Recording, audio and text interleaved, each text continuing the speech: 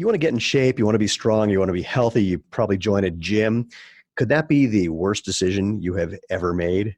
Well, we're going to find out more about that and many other things on today's episode of the Movement Podcast, the podcast for people who want to know the truth about what it takes to have a happy, healthy, strong body, starting with the feet first, because that is your foundation. We're going to debunk the myths and the propaganda and sometimes the outright lies that people tell you about what it takes to dance, to walk, to hike, to move, to lift, to whatever it is that you like to do enjoyably, effectively, and happily for now until the rest of your life, however long that happens to be. Anyway, I'm Stephen Sashin, the host of the Movement Podcast and the CEO of ZeroShoes.com. You pretty much know the drill. Like, share, subscribe, click the bell if you're on YouTube. If you're watching us, that's cool. Come to jointhemovement.com. If you want to find out more about where you can interact with us and leave your comments and your questions. In fact, if you have any questions, drop me an email, move@jointhemovement.com. And when I say movement, it's because we are creating a movement about natural movement. And that means that you are involved. This is a grassroots groundswell thing. We're trying to make natural movement the obvious, better, healthy choice, the way natural food currently is. And that's going to involve all of you people who are participating in this. So thanks for being here. As I like to say, if you want to be part of the tribe, please subscribe, and you know how to do all of that. Anyway, I'm here with, I'm going to say a dear friend, even though we haven't seen each other in 9 years until right now. But when we met, we really hit it off, and it's, one of those crazy things where we're just bumping into each other. And I'm not even going to do an intro for you, Erwan, because you'll say more interesting things than I do, and everything you'll say is going to come with that super awesome accent. So why don't you tell people who the hell you are and why the hell you're here? Because I can't think of anyone more appropriate for talking about natural movement than someone who literally owns natural movement. It's gonna be challenging to be as good as expressing yourself as you are, my friend. It's not a competition. All right, so for those of you who don't know me, my name is Erwan Le Corre. That's the way you say it in French. How do Americans say it with their horrible accent? Erwan Le Corre. Erwan Le Corre. Okay. Which is totally fine with me. I'm not an American citizen. I've been living in the US for 10 years. Happily, very happily, by the way. But I was born in France and grew up there. And then I've traveled, worked in China. I've been in Brazil. I've been to many countries. But about 15 years ago, I made the decision that what I had learned through a number of experiences in my life, I was going to turn it into a system that would benefit people. And I designed a method for natural movement called MovNat, MovNat. So MovNat is it's a school of real world physical capability. So basically you train to be capable to use your body, to operate your body in many diverse, useful, tangibly useful ways. So that's what I do.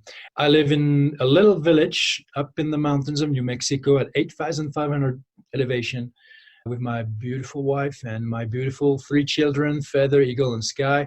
Since my wife is an enrolled member of the Cherokee Nation, and so are my kids, so they proudly have those names that are reminiscent of their native Indian origins.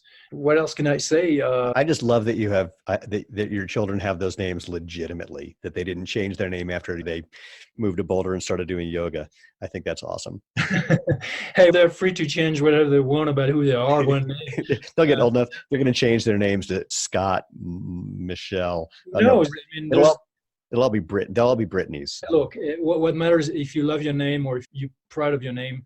But for now, they didn't really have a choice. You gave them a good start. But they love their name. That's the thing, is that those are good names. All of them love their name. They're proud of their names. And that's a good thing. I'm proud of my name. My wife's nieces and nephews are Birch, Winter, and Meadow. It's beautiful.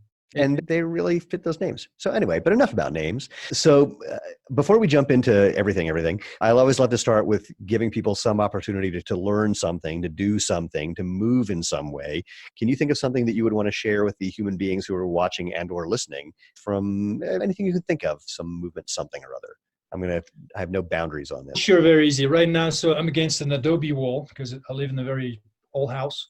Old for the United States at least. And I am leaning against the wall, so I have support for my spine. But here's the thing, I'm in some kind of a hybrid position between a squat and a sit position. Now, I'm using a laptop. So right now I'm gonna hold my laptop and I can change the position. So, which is great because most people today work from laptops. So if you are watching this from home. If you have a tablet in your hands or a phone or a laptop, you can then easily change that position, and then you can decide to go into a squat or to go into a different sit position. So let's see what will happen if I show this a little. As you can see, I'm sitting here. So change your sit position. If you sit on the chair, go down to floor level. Once you're on floor level, you have plenty of opportunities. Diverse sit positions. You could also then transition to a squat, and then you could also kneel if you want. So right there, challenging the static idea that you are supposed to be physically idle and physically static the moment you are looking at the screen. So just get some movement right there. I love it. What's cracking me up is, so Lane and I, we work long and hard hours. And so our schedule is roll out of bed, do some work, a lot of work, come home, make some dinner, sit in front of the television to relax and watch TV for a bit, and then repeat.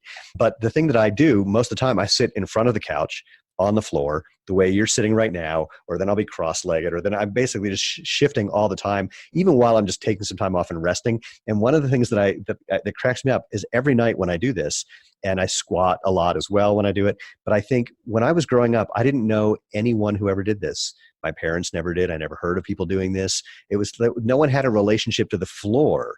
And so I love this whole idea of just have a relationship to the floor and how your body can interact with the floor with all those myriad things you can do.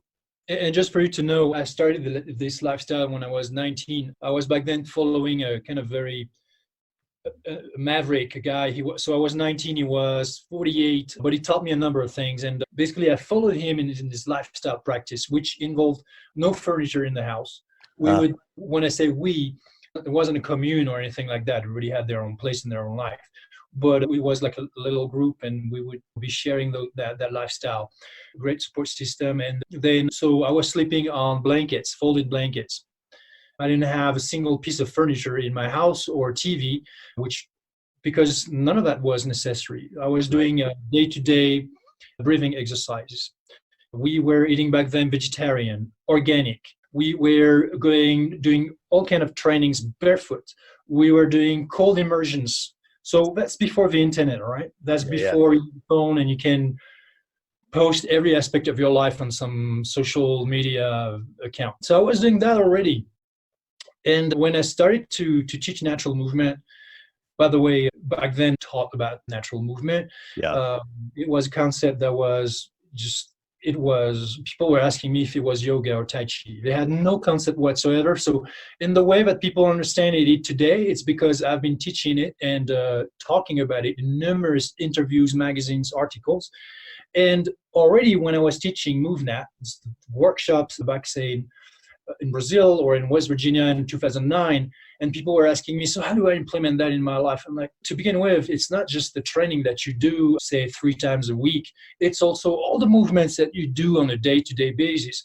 And you have so many avenues for that. You can brush your teeth in a squat position or eat in a squat position. And so I was really inspiring people to add tons of simple natural movements, not those that you train, not that you have to train because they're technical, like jumping and landing, hanging and climbing, but those that you should be doing every day, like squatting, kneeling, getting up, getting down, with your hands, with no hands. All of those, they are easily ignored. And I wrote a whole book about it, and they're all in the book. Around that same time is when, and I know I know what your opinion is going to be about this, so I'm looking forward to asking you this question. This is about the time that, quote, functional fitness started to become a thing. I didn't even ask the question, but I knew that was going to be your reaction. Oh, man. Say more about functional fitness, Erwan. There are so many terms. There are so many terms in that idea of living healthy or moving well and this and that. And I don't blame people for coming up with terms that are going to become hashtags or like biohacking, functional this and functional that. I like the idea of functional. Let's back up. So Biointervention, it doesn't mean Nothing. The joke is it's rarely functional. So for people who don't know, the gist of it is that the people who came up with it were saying when you go to a gym, you're lifting weights, you're doing a bench press, just some linear thing, you're just pushing up and down, you're doing curls, you're just bending your arms. That's not what you do on a daily basis. Where if you're lifting something, it's a different motion. If you're climbing, it's a different motion. And what they did is just came up with different machines, mostly, or different activities that are barely more functional than just what you get in the gym. And they made arguments like that if you're doing functional fitness, you're working on stabilizer muscles and smaller muscles, and somehow that makes you stronger, when the evidence is that completely not true. But like you said, it is an amazing marketing term that people do respond to because it does seem to make sense. And like you said, and we agree, the idea of natural movement is even better in that regard. The one thing that natural movement doesn't have that functional fitness does is it doesn't imply a program where you go and get some desired benefit like losing weight. Oh, it does.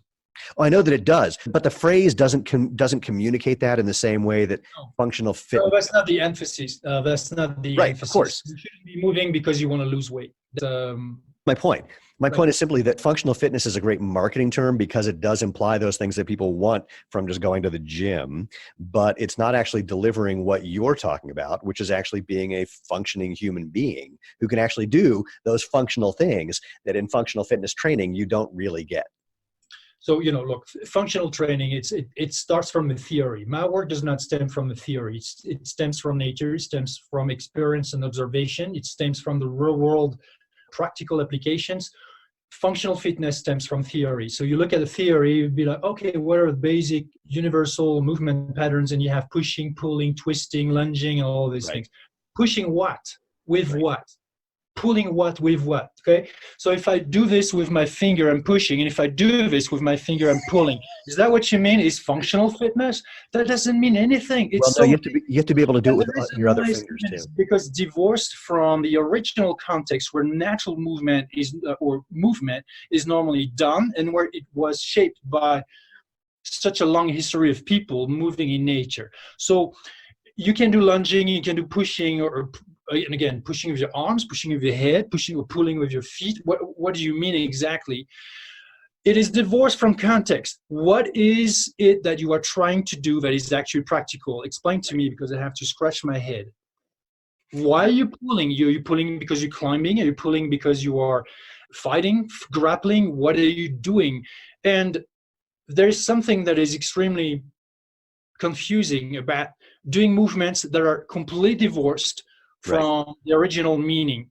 When I have my people jump over an obstacle or balance on top of it or crawl under it, the practical reason why they're doing this movement is instant. Nobody's got to scratch their head why this movement is good for. This movement is good for passing that obstacle, but performing that practical task. No question asked. When you do a functional fitness drill, you still have to scratch your head as of what am I doing this for? Why, what situation, what context could that be used to? If you have to ask yourself what's the application of any given drill or movement, it's very likely that it's not practical in the first place. So functional look, what does that mean? If you do bodybuilding, you are using your body functionally. You got to have function in your body to do bodybuilding, yoga, dance, whatever the movement is. So functional movement doesn't mean anything. Right. It's just like movement culture. It doesn't mean anything because if I play ping pong, that's movement culture. If I play badminton or if I play darts, that's movement culture. Then if I do bodybuilding, that should be part of movement culture. Who are you to say that a bodybuilder is not doing some form of movement and using the body to do that movement? So if all I'm doing is skateboarding, and I call that I'm part of a movement culture. Okay, great. All you mean is that you're having some kind of movement activity, so you're not fully physically idle on a day-to-day basis like most people today. Okay, wow, that's enlightening, but that doesn't take you anywhere to me that's really relevant. So when people, I love the example you gave of dealing with an obstacle and climbing over it or jumping over it or going under, or doing all the various things you could do with it. I want to come back to the thing I'm going to say now, and I'm going to say it now just so I don't forget. And that is, I'd love you to give more examples of some of the things that people do and learn to do when they're doing MovNat workshops. But here's the question I want to ask first, and I'll have to frame it this way. So I'm a former All-American gymnast. And as a gymnast, I spent a lot of time doing things upside down or in the air or in unusual positions. And gymnasts are the only people that I know who will say something like, hold on, I've got to get upside down for a few minutes.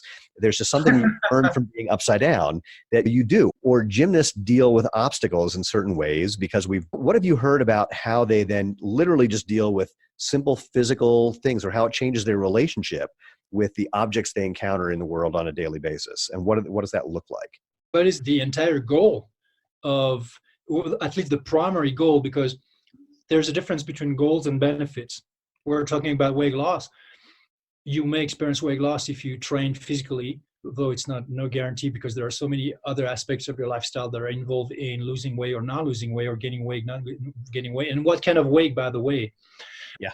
This being said, the primary goal, we're not talking about the other benefits of MovNat practice, is to give you the real world physical capability that you've never developed in the first place. And how do I know that you've never developed it in the first place? Just because I've never met anybody who had that overall capability that isn't trained in MovNat, except to some extent. And I'm not saying they don't exist, they're just very rare. That could be some people in the military, that can be some people that are firefighters, that can be some people who are like real mavericks and who've trained a certain specific way. But usually people are either physically idle or they have some kind of activity that's just one activity. So it means that they're specialized. You go to get bigger muscles, for instance, or just to stay in shape, to get some kind of general strength. That's awesome, by the way. When I was talking about functional fitness or movement culture, I was not in a way saying anything. I was talking about the terms themselves and how I don't agree, because the terms are very misleading or confusing and vague. I'm not talking about whatever a person does in their life to improve their quality of life, to be physically active. That's beautiful. Regardless of what you do, I think that's beautiful. So I hope that nobody took it personally, because some people may identify as a functional fitness expert or student. Agreed. And another person as part of a movement culture, and that's beautiful. I'm just saying those terms I don't like them. That's it. That's my thing, and it's whoever thinks different, it's whatever. But I think that when people move in their life, this is a beautiful thing. When we train MovNat, what we teach people is to have practical abilities to do whatever is necessary, that's like really directly useful and tangible in their lives. And that's not just in the day-to-day situations. That could be to be prepared for situation that may never occur in your life. So let's talk about a day-to-day one first. So what are some things that that either you've seen or you've heard or that you train for that changes for people, or their relationship to movement changes, or their relationship to objects change as a result of doing the training or being introduced to the training? So much. Just give one example. Most people can't even deep squat. Right. They cannot assume the position at all. Like they fall off balance. Without support, they fall off balance. So to give a person that simple ability, simple yet so critical to health, because if you're not, and that's function, all right? Sure. That's function, except that function, we're not going to recover it through functional drills. We're going to recover it through natural movement drills.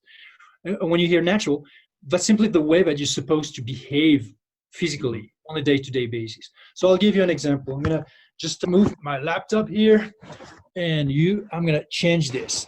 And you should be, for instance, seeing here that I'm in a sit position, right? So here, I'll describe for people. So you're sitting with your back against the wall, and you have one leg that's one leg extended, one leg up by your hips. Now you got both legs up by your hips. So yeah, these are all variations of squat patterns. Okay. If you train MovNat, if you train natural movement, if you practice it, you may be able to recover, for instance, the ability to go like this and get back to a deep squat, and then Right. come back Yep. I like that. Again, to go from sitting on the General floor to practice. standing by going through a squat without having to use your hands, for example, which is Right.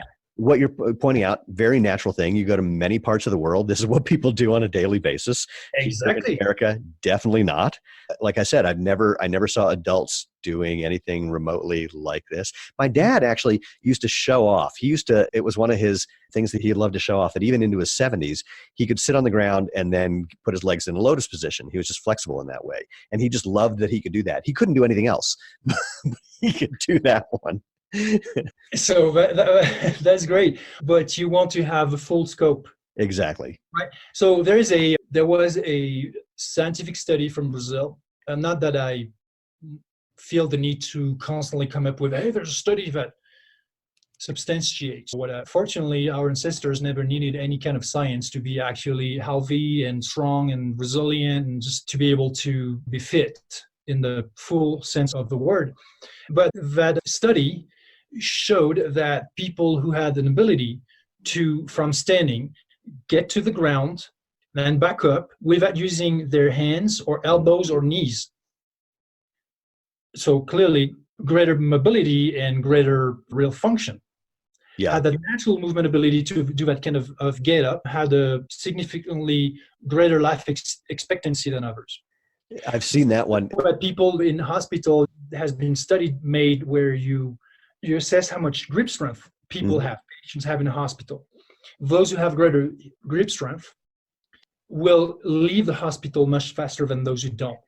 And by the way, millennials today have not only they can't deep squat, but this is a generality, all right, because there are still some healthy people. But generally speaking, the physical state and physical abilities of young people today compared to other generations, just like that, they have no grip strength. I just want to finish on that point, Steve. Yeah. Why on earth would it have a great life expectancy if you're not strong, and if you have lower, like significantly lower function? You may not see yourself as, or you're a problem deep squatting or doing that kind of no hand get up as a health issue, but actually it is a health issue. There's something about health that is already lowered, and you want to reclaim that. That's what we teach. There's a woman at Duke University, I think she's a nurse, who's been doing research that shows, and I'm paraphrasing, I met her a few years ago, that showed if your walking speed gets under a certain level, it's a high predictor that you will die within 10 years. And it's not obviously for people in their 30s, 40s, 50s, but it was something like people in their 70s, where walking speed was a very strong correlative factor with longevity, with life expectancy. And of course, and the idea that was not specifically that you want to increase someone's walking speed, although that does help. It's that whatever's going on that's making it so they can't walk is the problem. And if you can address that by starting with walking speed, you're going to address some of those other factors. But boy, you reminded me of something else. This morning when I was driving to work, I drove by a local high school and I saw the kids who were doing their physical fitness part of their class. There's no way you'd be able to guess what they were doing. So I will tell you, they were strolling very slowly for about a half a mile on a sidewalk. That's their entire physical fitness program at this high school. It was amazing. I've seen it before, but I was literally reminded of it this morning when I saw it. That's all they do. And in fact, sometimes when I'm out on the track training, when I used to train during the week in particular, they would come out and their entire physical fitness program was walking for a half a mile around the track, 2 laps of the track, like while they're just chatting, hanging out, strolling. That was it. Wow. Oh, and I know it's extremely alarming. It is. I'm also curious about, for some reason, well, again, because of my own history, but I'm also curious just about the way we interact with our environment. So when I thought about the not practical applications, but practical examples of what happens when people start moving differently, I thought about how I get in and out of things like beds and couches, which is often jumping or rolling either onto them or off of them.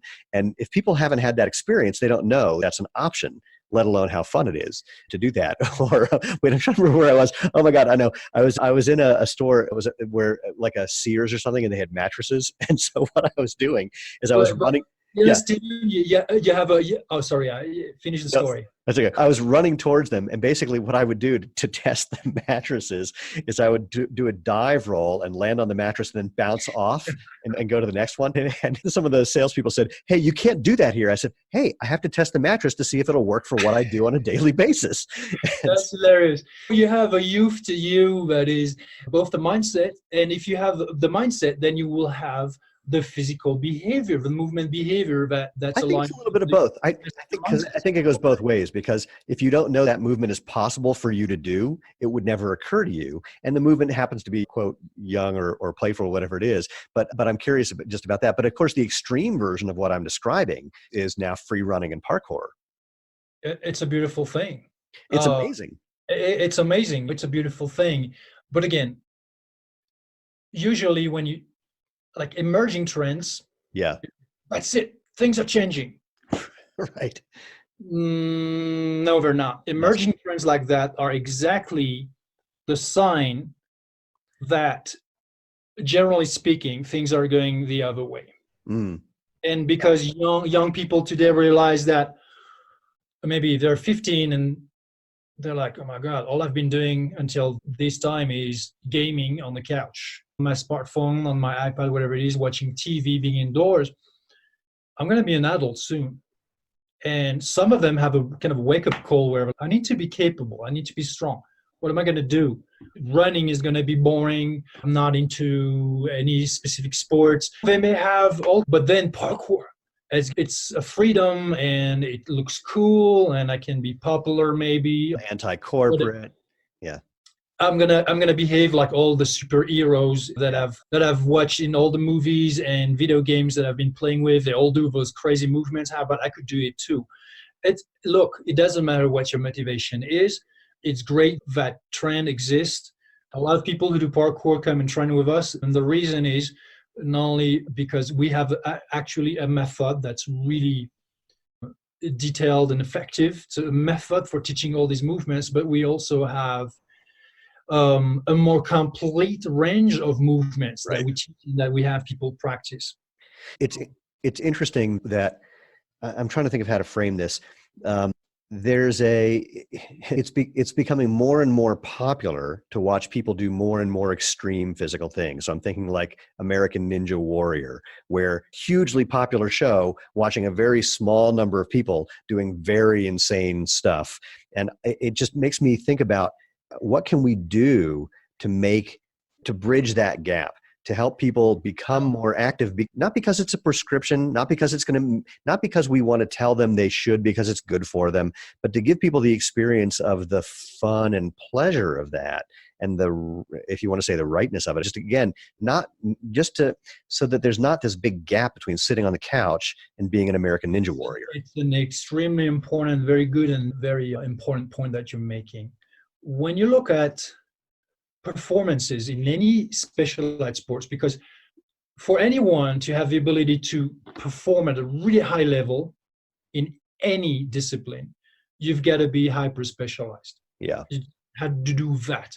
So you look at, say, you go on YouTube or you go on TV or on social media, and amazing parkour, amazing acrobatics, amazing rock climbing, amazing whatever you're into, spearfishing, amazing hula hoop, whatever. Yeah. Okay. You have people movement of some sort. You have people who have both incredible innate talent, because that's a fact. People are just naturally talented. And then you also have total dedication to just being great at what they do. And so they become that.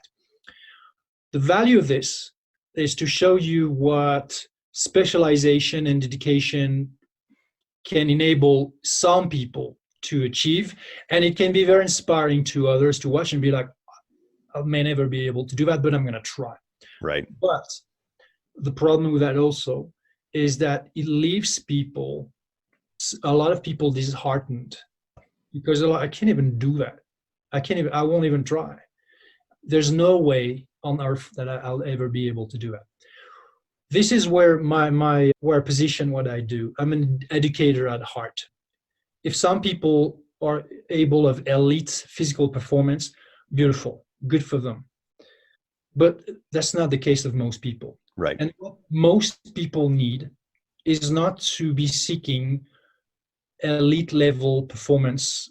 It's just to have an overall physical competency and capability that is going to last a long time, Mm-hmm. that is not difficult or too difficult to acquire, that is not too difficult to maintain, and that can be maintained a long time, while also having fun, enjoyment in doing it. That is MovNat, because the movement you do, from crawling to balancing to some runnings, jumping and landing, hanging, climbing, lifting and carrying, throwing, catching, all of that, are just movement number one that you are designed to do. So it comes naturally to your body. What we teach is to be efficient at those movements, to be efficient technically at each of those techniques, to teach you techniques that you may not know, or that you didn't know you could do that movement that way or more efficient, number one. And then to also have an efficient practice, to just not be a jackass, try to go in the woods, try out some stuff and maybe twist an ankle and come back and be like, I'm too old, I'm already 25. I'm having this fantasy thought right now that what would it be like if, what is that? oh, it's really cool. You think of something that doesn't exist and you imagine that it does. You should try it sometime. So here's my fantasy thought. My fantasy thought, this is just one of them, is that in the same way that we have, as children go through the educational process, we expect them to develop a certain amount of competency in a number of different things, many of which they will never use again, either because they're not practically used or because it's not their own interest. For example, I had to learn some things about history. History is just not my thing for whatever reason. That's not where my brain goes. I don't organize things in that way. I understand how history works. I get how things relate to each other. Anyway, what would it be like if part of the curriculum had some core competency with certain kinds of movements? Everybody, you can't graduate high school unless you can do a cartwheel, unless you know how to roll, unless you can, something where if we identify like what are the dozen simple movements that everyone should be able to demonstrate that they know how to do? Boy, that would be incredible. Yeah, that would be incredible. But at the same time, public schools are not. I said it was a fantasy. They're not designed. Okay, so I'm coming back to reality. So let's keep the fantasy alive. Yeah. So in that fantasy that I'm now entering in my own mind, people would actually be exuberant with their movements. They would have some form of movement every day, and that it is. And you find the ones that work for you. I mean, parents, look, I'm not going to. My kids don't go to. They're homeschooled. Wait, hold on. Let me say this.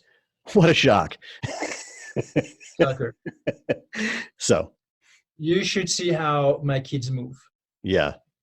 No instruction, but they have example every day, and they mimic that example. So one is amazing at climbing, the other one is amazing at running, the other one is amazing at jumping. Like wow, little body, like 5 years old, like massive jumps, perfect landings. I never taught him anything, but he's seen me do it. Kids have seen me or my wife do it better than that. They were to our bodies as we were doing those movements. Oh, interesting. We never used a stroller ever, never owned one ever. Mm. You can imagine, and so you can imagine you go anywhere, and we've traveled and we go there and there. When babies are babies, you don't have a stroller, they're on you. They're either on your wife, on the husband, right? What that means is that they have imprinted the movement patterns and experienced movement patterns of other parents, that it is crawling, running, climbing, jumping. I have jumped with holding my kids, not anything dangerous, of course, but just the sensation when you jump. Yeah. All of a sudden you feel airborne. You're like, like a little like when you're in an elevator and then you land. When a baby is held, he feels exactly the same. He's like, why is that? But he can also see, so kids could see and they could feel those movement patterns. No wonder they want to replicate them, also because it's the example they have in front of them every day. So do you think that do you have any expectation from the public system to make my kids healthy or physically capable? Absolutely not, because I know that it's just not happening. Yeah. It's not happening. PE programs in schools are extremely poorly designed. And this is not saying anything about the actually knowledgeable and dedicated PE teachers that there is all over the country or the world. It is to say something absolutely negative about the intentions behind the people who design the programs, and they have just complete it's not enough that to say that they don't know what physical education is. They just don't give a crap about it. They don't care that I think every it's worse. Stephen, I'm just gonna finish on that. Yeah, sorry. Those people who are in charge, it's not only that they don't give a crap that people are going to be healthy or not. They want them to not be healthy. Otherwise, there would be solutions. Every year, yeah, that's conspiracy theory if you want. Every year, like when you hear that Google right now is diminishing the traffic by half of any alternative health website. I'm not sure about that. Yes, it's happening because they're dealing with corporations that have something to sell. That's a whole different thing. Just verify. Just check it out. It's happening. So what I want to say, back to physical education.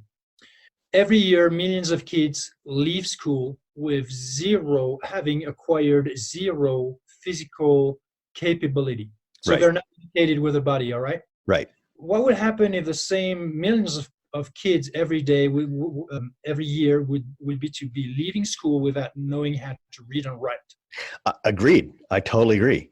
And it's funny, I'm thinking like when I was a kid, we had a thing that was called the Presidential Physical Fitness Test or something like that. And there was some number of activities, maybe 10 activities. And depending on how you did in each of these activities, you got different levels of some sort of award. And there are things about it that I totally loved. One was I'm a sprinter by trade. That's what I do. And one of the events was a 600-yard run. And I think you had to do it in, 2 minutes, something, or maybe 2:30, whatever it was. It was some time that frankly was not a really fast time. I could barely make it because I don't do 400 meters is a long run for me. I don't do it. So 600 yards, that was crazy. There was also a woman named Joy Abramson.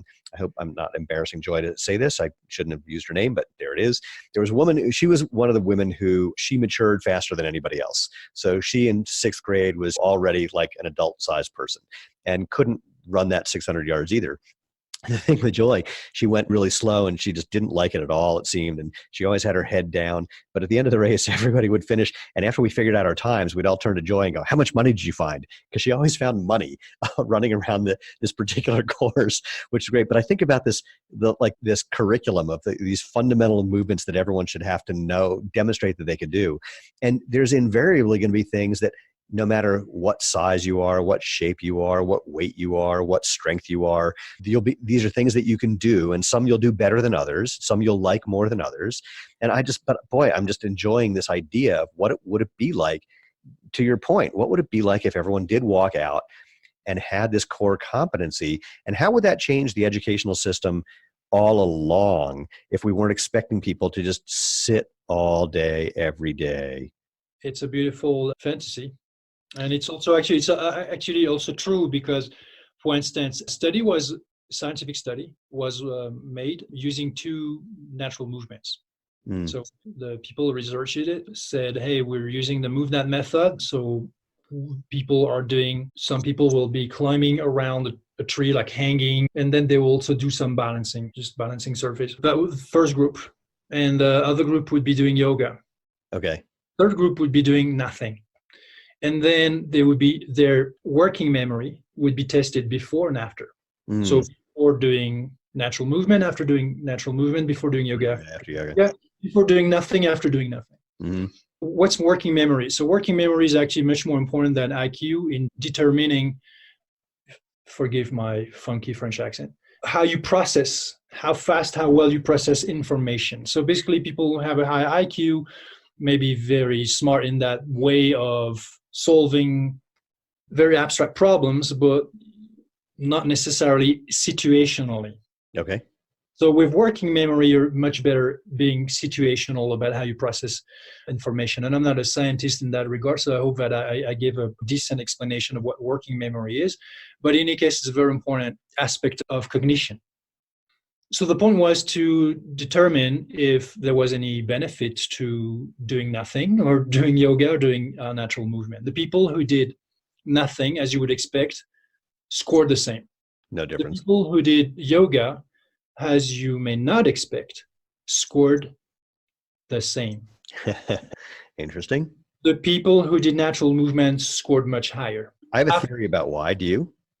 Oh yeah, I know, and actually I've already said it before science determined it. It's not that I'm particularly smart, and it's not that I'm a scientist. I just like to observe things. When you know that the brain, the reason for having a brain is to be able to move. But not just doing any movement, because yoga is movement, clearly, or Tai Chi. It's for locomotion that is adaptable to complex environments, which is movement, natural movement in nature. So you're going to go through the forest, surface is going to be slippery and stable and predictable. And through that, you are in one location, point A, and you look at point B, that's where you want to be. And your brain is already a fortune teller, determining how you're going to navigate so you get there. Yeah. It's extremely brilliant. Today, even like robotics can't achieve the same exactly. So that's the number one reason why we have a brain. So if you are that little animal that has 1 or 2 neurons, I don't remember, and you're basically, you start as an animal, you're moving through the ocean, and then all of a sudden you decide to settle for the muscle life. You stick on a rock and you become not a shell, you become a plant. You become some kind of seaweed, and the first thing that they do, so they're born animal and they die vegetal. The first thing they do as they switch to the vegetal life is to dissolve their mini brain. Why? Because it has become useless. Why? Because they don't need to navigate their body with locomotion through complex environments. So adaptability of locomotion is the number one reason why we have a brain. Not a body, but a brain, not for abstract thinking, not for discussing the history of art and fine wines and things like that. It's beautiful, but that's not the primary reason. It would make perfect sense that if you're going to do the movements that are adaptable, that your very brain is originally designed to take care of, that is going to boost cognition. It's going to boost brain function. You don't have a brain for movement and a brain for the rest of your activities. It's the same person, it's the same brain, it's the same cognition. So if you boost your cognition regardless of why and how, and it's going to carry over areas of recognition that have nothing to do with movement, such as abstract thinking. Yoga won't do it. Why? Because in yoga, you do not adapt to the environment. As a matter of fact, you reject it. You don't want branches and sticks and rocky, funky stuff in the way, because that could destabilize you. Because look, when you do yoga, you can close your eyes, because you think, okay, I'm more mindful. Okay, that's the point. Which of the two is more mindful? Is it to close your eyes and to do movement only on the spot? So you don't have to adapt to anything. Nothing is bothering you. And on top of that, you're replicating exact same movements that you replicate all the time. Or would it be to actually keep your eyes and all your senses open and to be extremely sharp and alert and responsive to all the information you get from a changing environment as you move? Right. Tell me which one requires the more mindfulness. That's right. It's natural movement. And this is why you gain more benefits in working memory and so many other aspects of cognition actually that have not been proven yet if you do natural movement than if you do yoga. And this is not to say anything negative about yoga, it's just an observation. Different thing. Yoga is beautiful, but it's not what people think in terms of benefits necessarily. Right. Kirk Erickson's a researcher. I don't know if he still is, he was at the University of Pittsburgh. This is maybe 7-8 years ago. He published a study. It was a longitudinal study that I think they did over about 9 years, where they looked at elderly people and they did an fMRI and checked out their brain. And then they tracked them over time. And I don't remember if he assigned groups of people to be the groups that walked versus the groups that didn't. But suffice it to say, at the end of the study, the elderly people who had done more walking had retained more brain matter, more gray matter in their brain. And I called him and I said, why do you think this is? And he said it was from the stimulation of being out and walking and seeing things and feeling things and hearing things. I said, can you imagine what it would have been like if they actually were feeling the ground and they weren't in the stupid shoes? And he said, oh, yeah, that would have been a whole different thing. I said, yeah. And surface. Even surfaces. Yeah, Because exactly. if you're barefoot, but you're barefoot on flat, it's completely predictable. The stimulation to the feet is exactly the same all the time. It's so funny. I went into Costco this morning, and I love the Costco floors. I was barefoot. I love the Costco floors. They're nice and smooth and cool, but I like it even more when I get out into the parking lot and it's all those extra sensations. And it's a different thing, but both of them are good. There's times where you want to get the stimulation. There's times when you want to rest. There's times where you want something nice and smooth and cool. Absolutely. Yeah. Absolutely. There's nothing. God, I love my comfort, man. Some people say, oh, comfort is bad. And no. Trust me, if I was to remove all and any comfort from your life, you would be screaming. Comfort is what we are naturally, evolutionarily, in psychology. We want comfort. Everybody wants. Dogs want it. Dogs, you let them go on your couch and they make it their own. And if you try to get them off the couch, they will start to be gnarly. Comfort is great. Did you just call me a dog without knowing it? Yeah, I do the same thing on my couch. Big mistake. I'll try to be respectful from. Oh no, I have no problem being called a dog when it comes to being on my couch. I like my couch. Our couch, that's a whole other story. There's a great couch story. We don't have a couch, but honestly, if I lay down, we have a nice bed, comfortable, and I'm able to sleep on hard surfaces because I've done that a lot for many years. I'm able to enjoy comfort. Comfort is not the problem. It's how you manage comfort. If you're constantly seeking comfort, ultimately you lower your ability to handle discomfort, and that makes you uncomfortable. Well, there's another aspect to it that occurred to me that's relevant for mine on the footwear side. The number one way that people try to sell two things, mattresses and shoes, is based on comfort. And ironically, they're trying to tell the same story. Here's all this padding, isn't this great? And when people go to try on shoes, they try them on in a store and they'll say something like, oh, this feels really comfortable, because they like the cushioning or the texture of the material or the whatever. But in real life, those things aren't actually comfortable. Our product developer, Dennis, loves to say, if I asked you to do 20 push-ups, do you want to do them on the floor or on a memory foam mattress? And everyone says on the floor. He's, well, why? It's because you get more feedback, you get more response. So, well, it's the same thing with your feet. If you use your body, that's actually more comfortable because you're more efficient. If you just put yourself on the mattress, you're going to get stuck in there and you can't really move correctly. And eventually your body reacts badly and it gets worse and worse over time. Same thing when you're doing the same thing in footwear. All that cushioning doesn't actually help. It feels good temporarily, but isn't good for you. And in the long run, it's going to end up being bad. And people go, oh, yeah, question, Stephen. What if you were to tell people you got to do jumping, like clapping push-ups? Would they have the same answer? Because you see, when you do push-up, your hands stay on the floor. They don't take off. Even more. In fact, if you basically have to land. Even more. In fact, I was thinking that exact same thing. If you have to jump and land, it's the same thing. The cushioning isn't good because it makes you unstable and puts your joints in bad positions, and that's where you're going to screw things up. The only way you get the feet, it's like when I tell people how to run barefoot, I go, take off your shoes, and they go, but you sell zero shoes. I went, right, no, take off your shoes. If you're worried about the ground, that's why we make zero shoes. Next best thing to barefoot. But the important part, take off your shoes, find a nice, smooth, hard surface.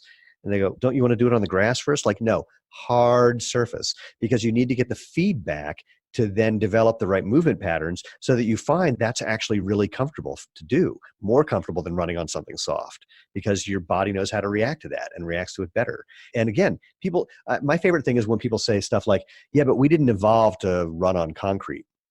I go, have you ever been to the plains of Africa where the packed mud is as hard as concrete and the things that are packed into it are sticks and twigs and pointy things that are worse than any piece of concrete you will ever step on in your entire life? What the surfaces we run on now are just a dream compared to what we evolved to run on. And I'm not saying that you want to stay on the road all the time. Get off and play, jump on things, climb over things, jump over things, get on a trail. But so the idea that that somehow we haven't adapted to be able to run a marathon on the road is, of course, absurd. When I moved to the US in 2009, first workshops were in that summer, 2009. And then I don't know if you know that, but I actually moved to Boulder. I did not know Right that. after that. So that was from, say, mid Call me? 2009 to, we didn't know each other yet. I think I've left somewhere around January 2010 or something. So I just stayed there a few months. But where I was living was close to those, not the Flatirons, but the other part. Anyways, I would go up there barefoot. Yeah. And that's even before, that was before the barefoot trend started. Right.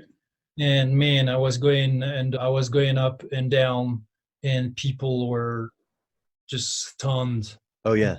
I guess today more people have heard of that idea of barefoot running, but they still think that to be actually barefoot is like radical and like near impossible. Oh no, I hear it all the time when people, when as I'm running by someone, when someone says, "You can't do that." Didn't you notice I just did it? Yes. Yeah, it's amazing to me that the way I describe it is, well, actually, I'm going to back up and talk about Irene Davis again, because she said it great at an American College of Sports Medicine conference last year. The last question for this panel discussion about footwear that I was involved in, she said to the panel, which included people from Brooks and Adidas, she was, look, in the 60s, we were running in super thin-soled running shoes and playing basketball in Chuck Taylor Converse shoes. We weren't getting the kind of injuries or the severity of injuries or the number of injuries that we get now. What problem were you trying to solve, and why didn't it work? And the other guys had no answer. And now it's been so long, it's been 50 years plus, that people have had the idea that you can't be barefoot, that you need shoes with motion control and arch support and all the rest, that it's no longer marketing that that shoe companies have to do to convince you of this. We teach our children. We tell them that it's true. It's common knowledge. It's conventional wisdom.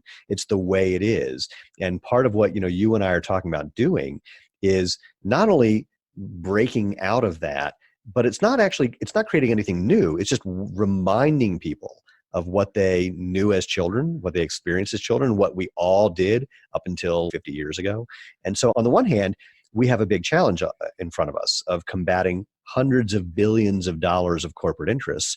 On the other hand, we have the simple challenge of just all we're doing is reminding people, just asking them to wake up a little bit, which is way easier than trying to teach them some new thing that requires a whole bunch of explanation that makes no sense. You just said, Adam, which I agree with you, is that we're providing inspiration and solutions, be in the term of software, as I do, like the method for training natural movement, in terms of hardware, like you do with your high quality minimal footwear. But we're up against corporate interest. Yeah. Billions and billions dollars industries, all right? Back to that Google thing, please check it out, because you wouldn't be surprised that the number one search engine has ties with those huge corporate interest. Oh, no, I'm suggesting it's simpler. To prevent some alternative. No, I'm suggesting it's simpler. No, my contention is that Google only cares about two things. One is giving people, and not necessarily in this order. One is giving people, no, actually it is in this order. It's giving people relevant results. And what I mean by relevant results is that when someone searches for something, they end up finding something that they'll click somewhere and they want to click on it, or they'll click somewhere, not find it, come back and click on something else, but they'll find enough relevant results that eventually they get to where they want to go. But here's the key, here's the cap. They want the companies who are giving the relevant results to be paying for it. So things that used to be free, you now have to pay for. So the top positions in Google are now paid ads, and the side positions in Google are paid ads. They've actually taken the homepage and made it more about paid results than non-paid results. So it's not that Google is consciously trying to control the dissemination of information.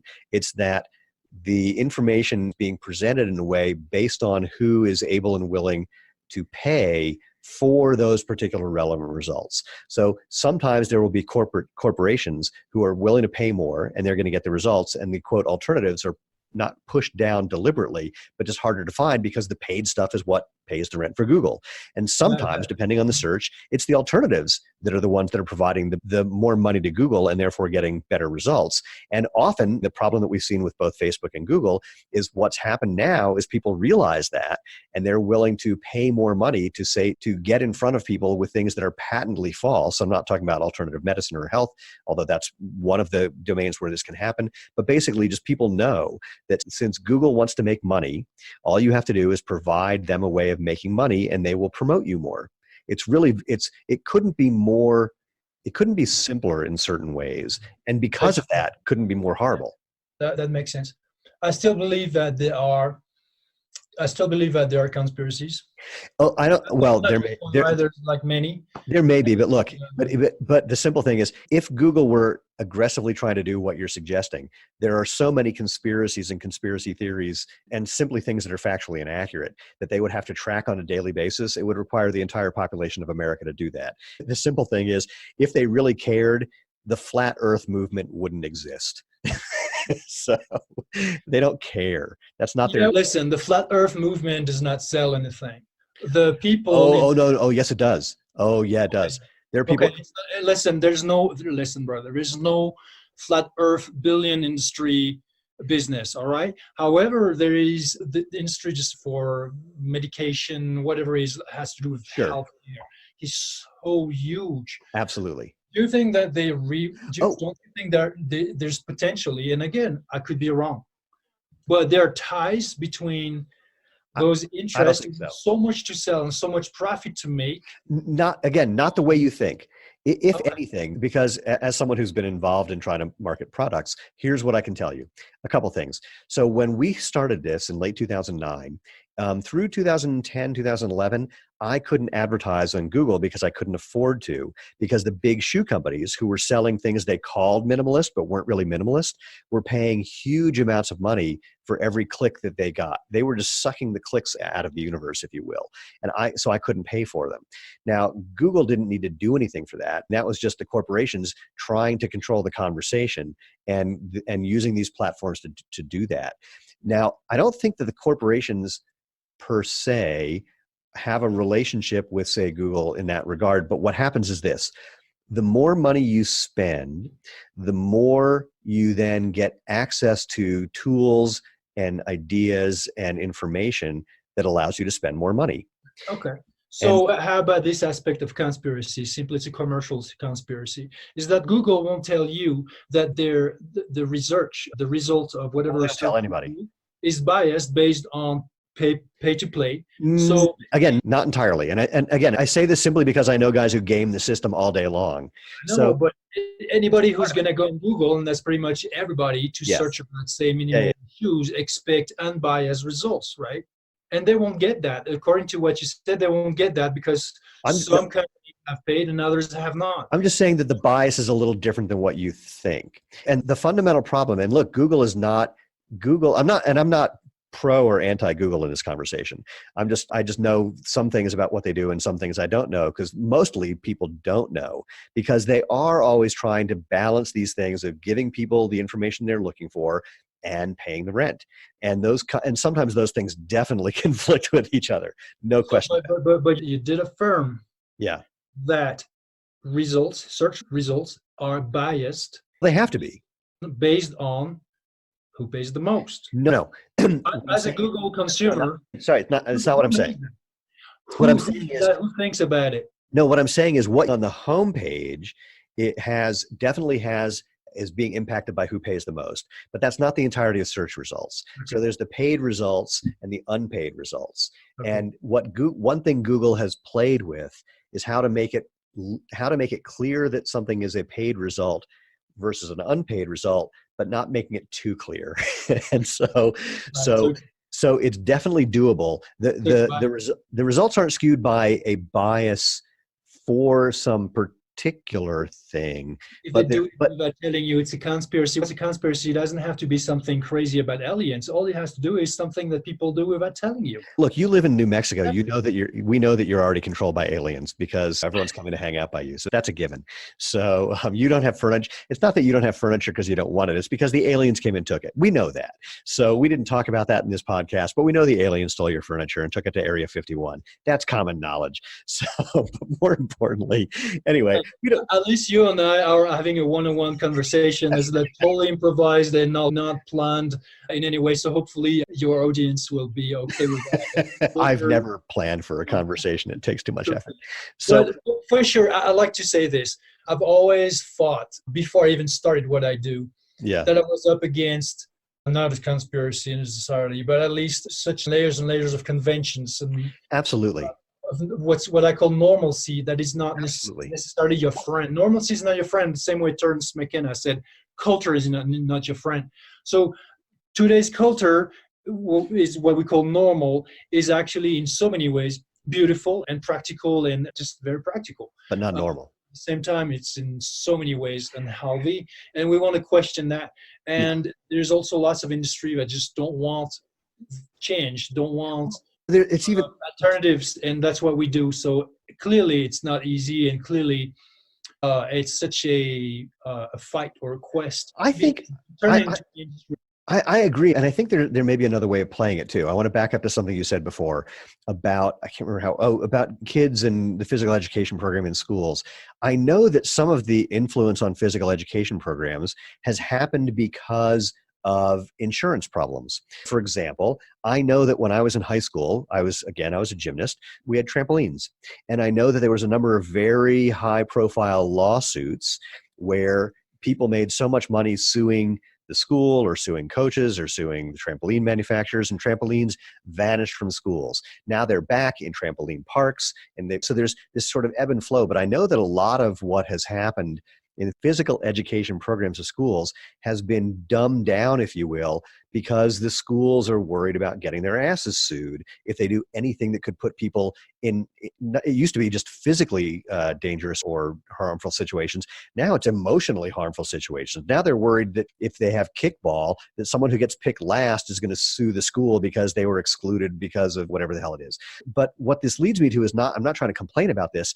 I'm actually thinking, as we move forward, the question is, how can we align ourselves? And I don't know if this is possible. How can we align ourselves with the same people who have been controlling the conversation, if you will, in a negative way, to demonstrate that this opportunity that we're presenting is actually positive, can make them more money, can save them more money, can be more efficient in various other ways, because we know that it can. We know that it can reduce healthcare costs, for example. Now, again, there are people who have conflicting issues about healthcare costs. Some people who want it to go up because they make money on it. Some people who want to go down because it costs the economy. People who actually own the healthcare or insurance health. Maybe. Again, there's a conflict. I'm not saying there's no conflict there, but what I am saying, what I do think, is, again, like when I started the podcast by saying this is a grassroots, groundswell kind of thing, I think that the message of natural movement is so screamingly obvious. Let's back up to the other thing I say. We're trying to make natural movement the obvious choice, the way natural food is. So clearly there are people who make a lot of money selling processed foods that are not inherently good for people. Many of those same companies are now providing and promoting more natural food. Walmart is the #1 provider of organic produce in the country. So while there are conflicts, when something becomes so obvious to a certain group of people that the movement, if you will, or the momentum is obvious to let's call them the powers that be for the fun of it, then they're going to go for the ride. Gluten-free was not a thing until big companies went, oh, there's people who are actually having issues with this, and there's other people who aren't having issues, but they're going to want to take care of this. We can actually get behind gluten-free. So maybe there's a way. We can definitely change the culture. Yeah. But it's usually the small players who do that. And here we are. Yeah. I agree with you. For instance, I just came back. I was at an airport recently, and I was hungry, didn't eat the food in the plane. And so I looked at snacks, and I was so happily surprised to see the amount of healthy, or at least alternatives, in a store at an airport. all I can think of was, okay, that has to do with the paleo, the keto movement, all of that. They are just changing. A number of small players are Yeah. changing the industry. Yes, because look, you put those products on the shelves. Either people want that kind of product, Or not.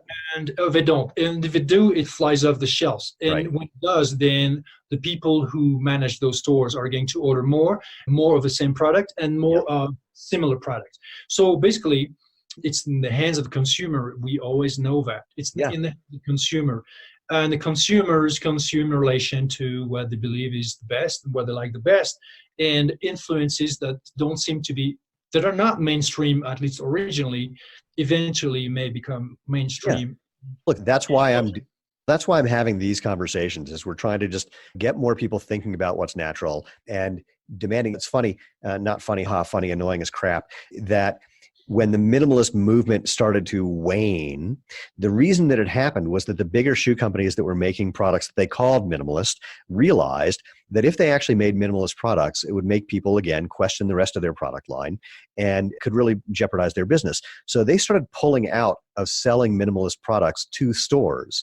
But then the people who report on sales data were saying, oh, look, sales of minimalist products are down. That means people don't want them. You have it backwards. The big companies who were providing most of the products weren't providing as much, so people couldn't buy as much, so sales went down. So it was like a totally upside down bit of logic. And there was some reason that I brought that up, but I can't remember what the hell it was. Something having to do with just, the consumer behavior. The consumer is definitely controlling it to a certain extent, but there's got to be product available. There has to be the information available so that they can act on that, so that it can change the culture. It can change the conversation. It can create a new, I'm going to say. They have a tremendous financial power to just to stir things in the direction that is best for them. And no, it's not best for the people. They can pay. Anyways, I'm preaching to the choir. Oh, no, I know, but it's fun to do it sometimes. Definitely a fact. So yeah, they can totally afford to just not even commercialize any single pseudo minimal. And it's and look, when it's not going to happen like that, because again, it's a big ship that we're trying to turn, but it doesn't matter because we got to turn the ship. And at a certain point, there's critical mass. The ship has turned enough that it's now on a new course. And eventually, I hope that this whole idea of natural movement takes hold during my lifetime. I would love to see it come to fruition enough that it really does become something that is so obvious and practical and simple, and I don't even know what other adjectives I'm looking for. But I'm also not naive. I mean, on the one hand, I'm a 57-year-old guy. I don't know how many years I've got left in me. So things like this can take time. On the other hand, we've got the internet and all these other communication tools that are accelerating the dissemination of information. And maybe it can happen faster. Boy, that would be awesome. And I don't even care. I'm not looking for it to happen so that it's Steven Sashin or Erwan let's look what we did. If Nike and Adi and Puma and all the rest, if they started making truly minimalist footwear that actually fit human feet, that were actually good for you, I would be ecstatic. If we were just the people who catalyzed the change, I would be thrilled. I don't care if it's me or not. I just want to see it happen because it's the right thing. That's why I never called my method the Le Corre method, right? I called it something else because my idea originally was, I don't care if people know me. I want people to, I don't even care if they know where it all comes from. I just want them to use the tool and to harvest the benefits in their own life, to have a greater quality of life.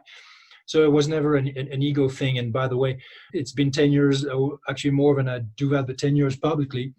And I could have released hundreds of thousands of videos. I haven't done that because it was never about blasting people with my face and my voice and my persona. It was about promoting the mindset, the method, the lifestyle, all of that to benefit people. That's a tricky balance. But I believe in what you say. Look, I didn't start with a business plan, all right? I started with a vision. And by the way, people still listening. If you do, I want you to do this. I'm going to keep talking, and Stephen and I are going to keep talking. instead of looking at the screen, instead of looking at us, at me and Steven, They may be listening without looking. go, hopefully you have a window with some horizon, some distance. You're going to keep listening while looking at as far as you can. And I'm going to do that and it's a vision. And the way I see a vision is I imagine a different culture, a different society where lives would be lived much more healthily. And that I would be one of the people to create that change in this time we live in. And what's a vision? A vision is not something that you hope for. It's not something that you wish, and it's not something that you believe in. Fucking, what do you mean? You have to believe in it. You have to hope for it. This is the way I see it, is that this is something I know. It is already happening. At what scale, at what pace is it going to evolve? This I don't know. Yeah. But to have change, you need to have more than, and even it's belief, but it's higher than belief in the sense when you know, it's beyond belief, right? When you say I believe in something, you may have some doubt somewhere. You may have some whatever, some restrictions, some limitations sometimes. Is this going to happen? Is it not going to happen? When will it happen? When you know you think this way, it has already happened. And I'm doing it. Proof. And then people are doing it. Proof. You are selling shoes. Okay, you're making products for profit. Beautiful. Because here's the thing, you're selling products that you have designed with the pure intention of not just make a living for yourself, but the pure intention of equipping people with truly healthy, functional footwear.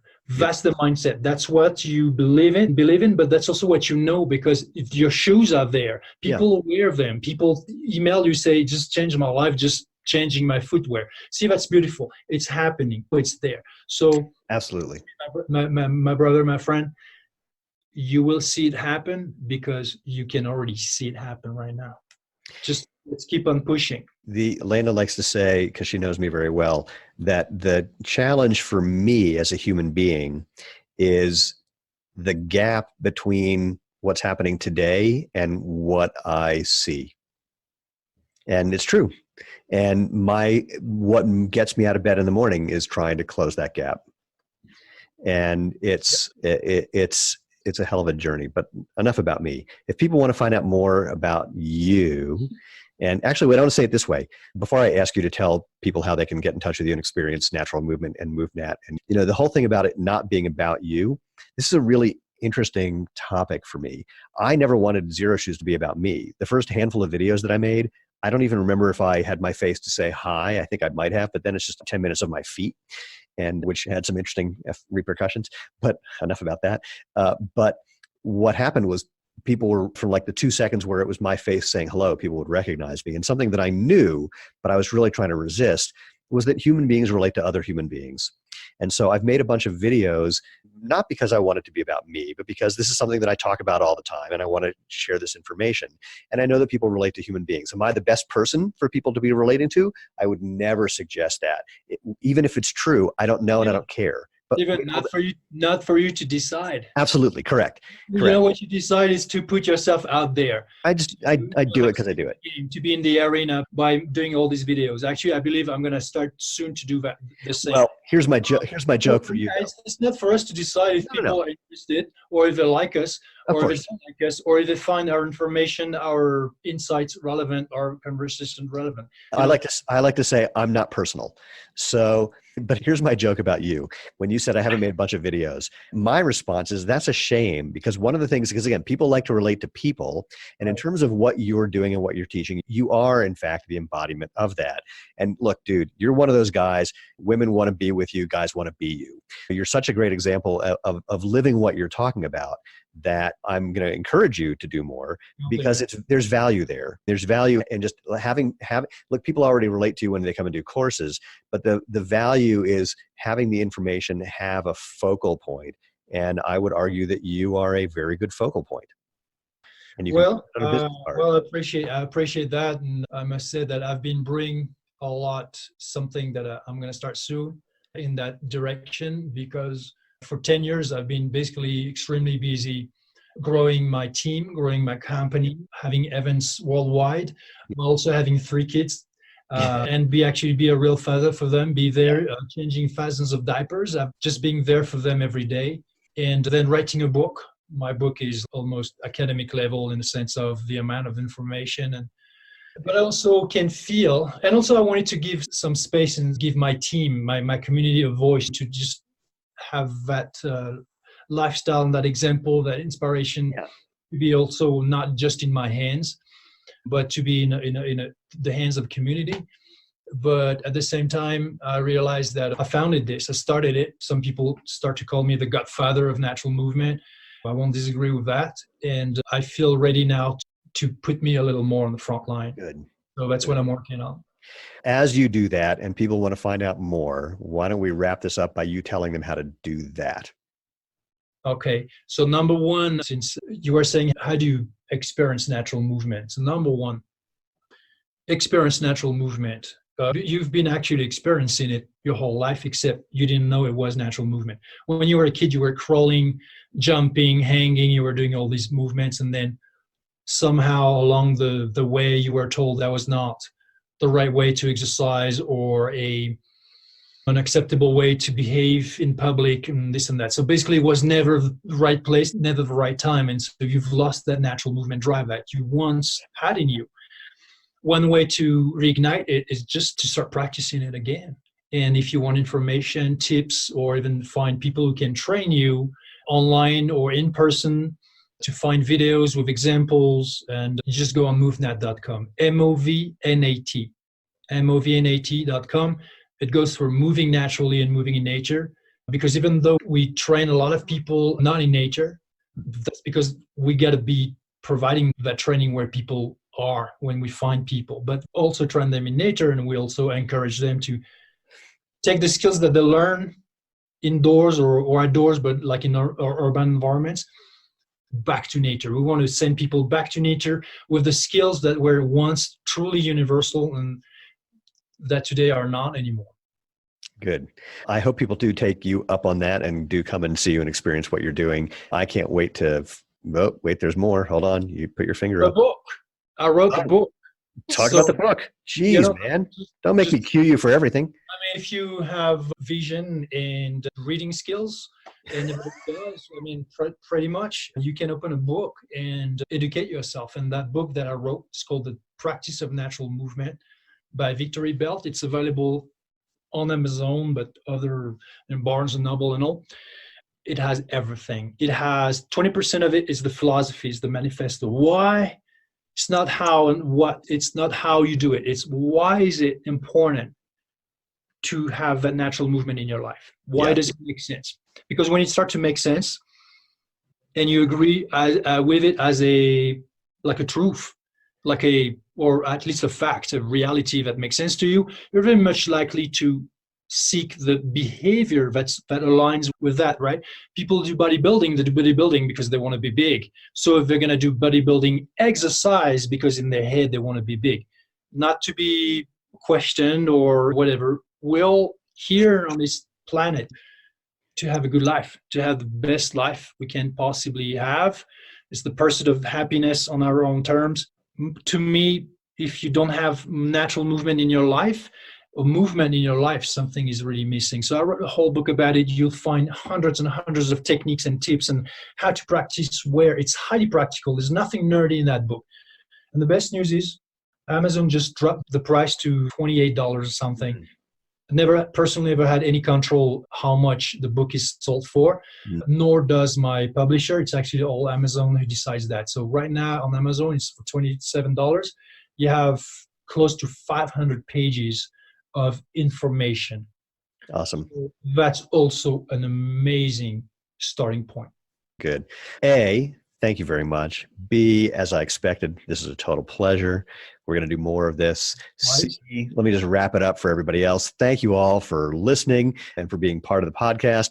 As always, if you want to find out more, just go to www.jointhemovement.com. That's where you can leave some comments. You can find out where to find us on all the various platforms where podcasts are served. And like I say, if you want to be part of the tribe, please subscribe and share and all those things that you know how to do. Is there anything else? Because yes, I'll say it for the third time in this conversation. You know our goal, making natural movement the obvious, better, healthy choice. The way natural food is, you are going to be the ones who make that happen. You are the movement, and I want to thank you for being part of that. So enjoy and live life feet first.